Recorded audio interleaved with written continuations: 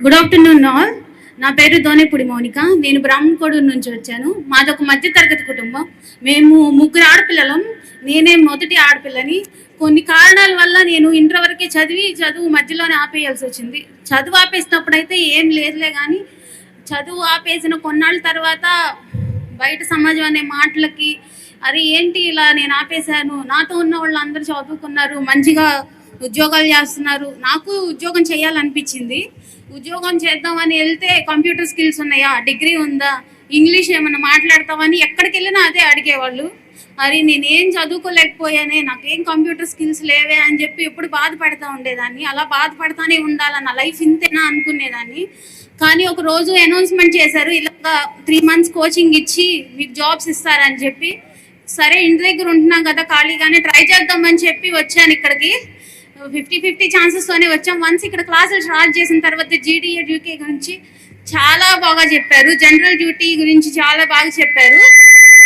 ద్వారా ఒక పేషెంట్ని ఎలాగా బ్రతికియాలో తెలిసి చెప్పారు, పేషెంట్ని ఎలా కేర్ ఇవ్వాలో చెప్పారు, న్యూట్రిషన్ ఎలా ఇవ్వాలో చెప్పారు, మెడిసిన్ ద్వారా ఎలా ట్రీట్ చేయాలో చెప్పారు, ప్రతి ఒక్కటి చెప్పారు. ఇంగ్లీష్ నాలెడ్జ్ అస్సలు ఉండేది కాదు. ఇక్కడికి వచ్చిన తర్వాత ఇంటర్వ్యూకి ఎలా అటెండ్ చేయాలో ప్రతి ఒక్కటి నేర్చుకున్నాను. కంప్యూటర్ గురించి అయితే అస్సలేం తెలిసేది కాదు. ఇక్కడికి వచ్చిన తర్వాత చాలా బాగా ఇంప్రూవ్ అయింది నా కంప్యూటర్ స్కిల్స్ అయితే.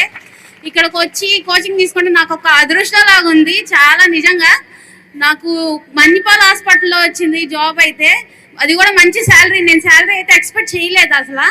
మంచి హాస్పిటల్, మంచి శాలరీ, చాలా సాటిస్ఫై అయ్యాను నేను మాత్రం. దీంట్లో ఇన్వాల్వ్ అయిన ప్రతి ఒక్కరికి, పెంసాని గారు సార్కి, ప్రతి ఒక్కరికి థ్యాంక్స్. మేడం కూడా వచ్చారు, మాతో ఇన్వాల్వ్ అయ్యారు, చాలా మమ్మల్ని మోటివేట్ చేశారు. ఇలా ఉండాలి, ఆడపిల్లలు ధైర్యంగా ఉండాలమ్మా, మీరు ఫ్యూచర్లో ఎలా ఉండాలి అని కూడా ప్రతి ఒక్కటి మాకు చెప్పారు. ప్రతి ఒక్క ఈ చిన్న స్పీచ్ని మీరు అందరూ వింటున్నందుకు చాలా థ్యాంక్స్, ధన్యవాదాలు. ఇక్కడికి వచ్చిన ప్రతి ఒక్కరికి నా హృదయపూర్వక ధన్యవాదాలు. సీడాప్ వాళ్ళకి, సెంట్రల్ గవర్నమెంట్, స్టేట్ గవర్నమెంట్, ప్రతి ఒక్కరికి నా హృదయపూర్వక వందనాలు. Thank you for giving this option. Good afternoon everyone. నా పేరు లక్ష్మీ పూజ. మాది బురిపాలెం గ్రామం.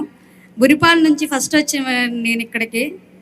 బయటకు రాని ఫ్యామిలీ మాది, ఓన్లీ ఇంట్లో ఉంటామే మాకు తెలుసు. ఫస్ట్ టైం వచ్చినప్పుడు నన్ను అందరూ చూసి చాలా నవ్వారు. ఏంటమ్మా మీకు ఉద్యోగాలు, చదువుకోవటం ఇంత అవసరమా, మీరు బయటకు వెళ్ళటం ఎందుకు, మీ ఫ్యామిలీని అన్నీ చూసుకుంటున్నాం కదా అన్నారు. కానీ మాకు సెకండ్ ఛాన్స్ ఇది, మేము ఏదైనా నేర్చుకోవాలి, మాకు ఫ్యూచర్లో ఏదైనా అవసరం అయ్యిద్ది అని వచ్చాను. కానీ వచ్చిన తర్వాత చాలా ఇంప్రూవ్ అయింది మా స్కిల్స్ అన్నీ. మాకు మంచి జాబ్స్ వస్తాయో రావో అనుకున్నాం, కానీ మంచి మంచి జాబ్స్ చూపించారు. మణిపాల్లో జాబ్ కూడా ఎలెక్ట్ అయ్యింది. కానీ చాలా హ్యాపీనెస్గా ఉంది మాకు మంచి క్యాంపస్ ఇవ్వటానికి. మా పెమ్మసాని గారు ఇంత ఇచ్చేసినందుకు మాకు చాలా హెల్ప్ఫుల్గా ఉంది. Thank you sir, thank you all of you madam.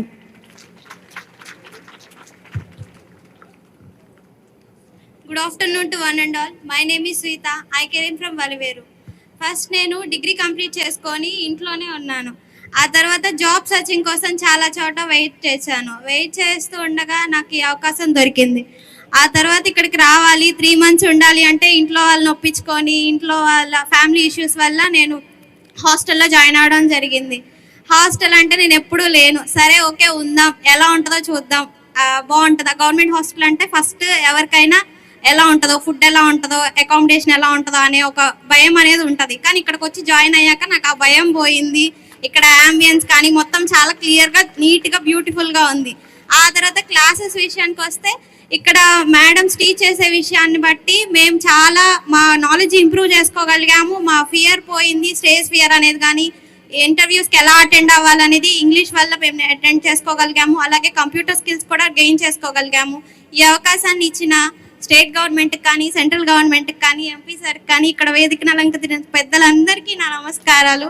Thank you for giving this opportunity. Thank you sir. ఇప్పుడు ఎవరన్నా పేరెంట్స్ మాట్లాడే వాళ్ళు ఉన్నారు తల్లి? రామ్.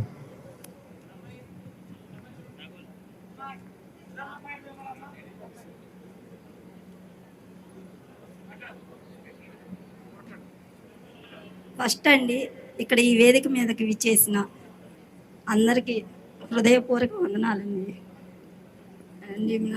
మాకైతే మారుమూల గ్రామం, అసలు ఇక్కడ ఒక డిడి అని ఇది కాలేజీ ఉంటుందని ఏం తెలియదండి. నా భర్తకు కానీ నాకు కానీ చదువు లేదండి. పిల్లలిద్దరిని చదివించామండి. కానీ ఇంటర్ సబ్జెక్టులు 2 ఆయన పెద్ద పాపకి పెళ్లి చేయమన్నారు. పెళ్లి చేయను. నేను చిన్న వయసులోనే పెళ్లి చేసుకొని 2 పిల్లలకి అన్నాను.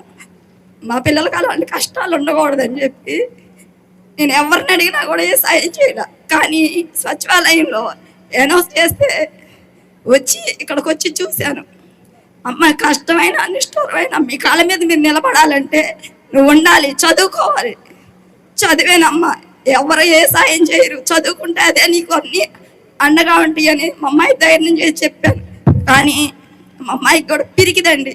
కానీ ఇక్కడికి వచ్చిన తర్వాత ఎలా మాట్లాడాలి, ఎదుటోళ్ళకి ఎలా అర్థమయ్యేటట్టు చెప్పాలి, చాలా ధైర్యం నేర్చుకుంది. నేను హైదరాబాద్ వెళ్తానమ్మా, నువ్వు నా గురించి దిగులు పడద్దు, నేను నా కాళ్ళ మీద నేను నిలబడతాను, పెళ్ళి అలాంటి ఆలోచనలు అందరి మాటలు నువ్వు నాకు పెళ్లి చేస్తానని నువ్వు అనొద్దు, నాకు ఆరోగ్యం బాగాట్లేదండి, చదివించే స్తోమత కూడా లేదు. ఇంకో పాప ఉందండి, ఆ పాప కూడా ఇంటర్ చదువుతుంది, మంచి మార్కులతో పాస్ అయిందండి. మా పాపకి ఉద్యోగ అవకాశం ఇచ్చి ఉద్యోగం ఇప్పించినందుకు నా జీవితాంతం నేను రుణపడి ఉంటానండి. మమ్మల్ని అందరినీ కదిలించేసావు తల్లి. లాస్ట్ తండ్రి గారు ఎవరన్నా మాట్లాడతారా? పర్లేదు, మీ ఇష్టం, ఎవరైనా. అదిగో ఆమె వదిలిపెట్టట్లే, వాళ్ళ నాన్నని తీసుకొస్తుంది. క్లుప్తంగా మాట్లాడు.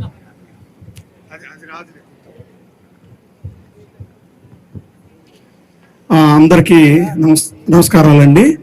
వేదికను అలంకరించిన పెద్దలందరికీ నమస్కారాలు. ఎక్కువ సమయం లేదు కాబట్టి చిన్న క్లుప్తంగా ఒక మాట చెబుతాను.